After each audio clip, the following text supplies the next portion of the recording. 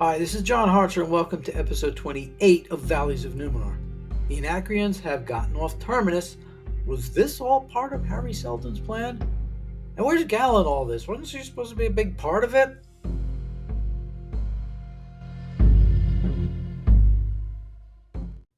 Episode 28, Foundation Episode 7. And I'll tell you a story of mysteries and martyrs and men. Da da da. Little Doors reference there. Hugo's ship has reached the Anthor asteroid belt. He used to work there, but when Thespis got cut off from the Empire, the industry just broke down. Turns out there's a big ship right there in the middle of the field. The Invictus is there as promised. Lewis and the others tell the Anacreons they won't be able to get on board, but Farah has a plan. The commander has Imperial nanobots in his blood that can operate anything from the Empire, so she cuts his hand open. It's still dangerous. The wreckage of two ships sit right nearby. As they all prepare to head to the ship, the Foundationists plan to get a message out once they get over there. To get on board the ship, they need to get there very precisely. Salver's the one who has to get onto the ship first. She makes her way through the asteroids and gets onto the ship. Then everyone follows, but Hugo's suit malfunctions and he overshoots it. No time for mourning, gotta head to the airlock. On the maiden moon, Brother Day is not happy Demerzel knelt with Halima, making him look bad.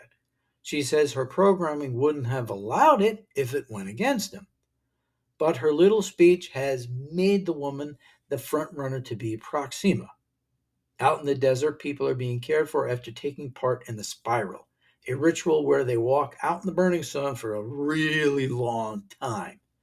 It turns out Demerzel had done it many years ago.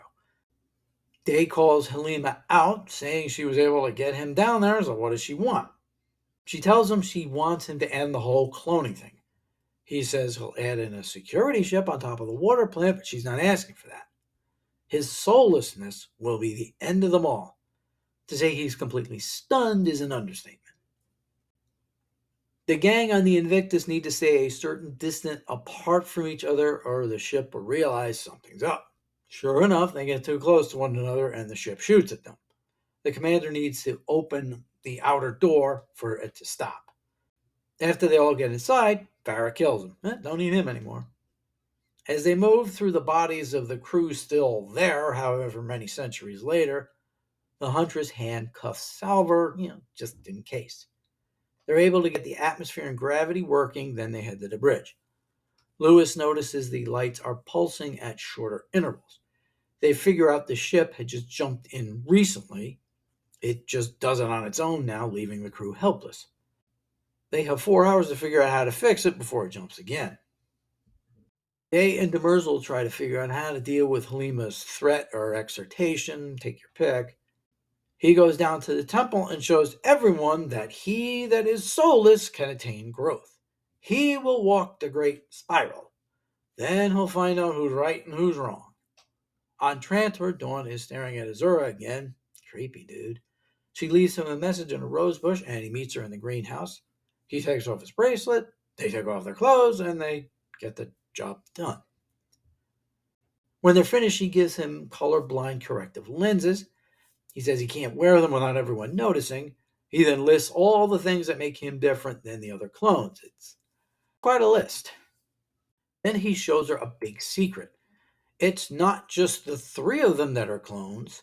Each of them have clones of their own that are ready just in case something happens to any of them. Or if they're imperfect in any way, like he is. Azura tells him to just run away. She can get people to change his face and take out his nanobots. She wants to take him to a place called the Scar. I'm guessing it's where the tower fell. It's the only place on Trantor where people can see the outside world. Dusk calls him to dinner. He's late again. That's not like a Cleon. Now remember Gal finding Harry's hologram in the docking bay? Well, we go back to that now. Seldon had something implanted on Raish's knife to help trigger a recorder in his head, but it's not quite working right. He figures out Gal's not supposed to be there. She's supposed to be on Terminus. He then glitches out again before she can find out why he did it. On the Invictus, they discover a primitive fence mechanism and only Hardin can turn it off. She does, and they make it to the cooling room. The Foundationists try to attack, but they get foiled and they lose one of their members. Farah wants to kill Salvor, but she's reminded that they still need her to take the ship to Trantor. Back on the escape ship, since Harry phased out, the life support system shut down, leaving Gal to almost suffocate. Suddenly, everything turns back on. Harry's embodiment is working again. He tells her the Foundation didn't need a man to lead it, but a myth. So he figured he'd give them one. He explains he had a disease that would have taken his cognitive functions away, so he had to maintain them as they were at that moment. Raish knew of the whole plan, but Gal messed things up by seeing what was going on. Harry had everything figured out, but they wouldn't be together. When it became clear Raish wouldn't do that, he came up with the murder idea. She's upset she was used, but he says it was clear she wanted a different kind of life when she left her homeworld. She counters he could have gotten what he wanted by letting Cleon just kill him, but he still wanted to live. She then realizes she had a premonition and knew Harry was going to die. That's why she messed up those primes. Just then a little rock breaches the hull and she puts up a guard to protect herself. Say, isn't there another person in this story who has kind of premonitions? So we get the answer to why Harry was murdered. It seems like it's just way too convoluted and overly dramatic. I do like the addition that his memory would be going and would be nothing more than a bump on a log by the time they got to Terminus.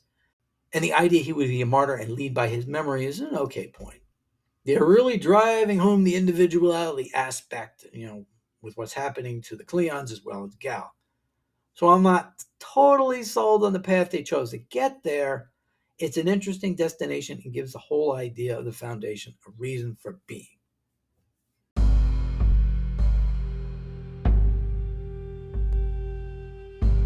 Next time, Lee Pace gets to show the result of his workout regimen for a whole episode as we look for the missing piece. Please hit the subscribe button if you like what you're hearing. I'm John Hartra. Thanks for listening.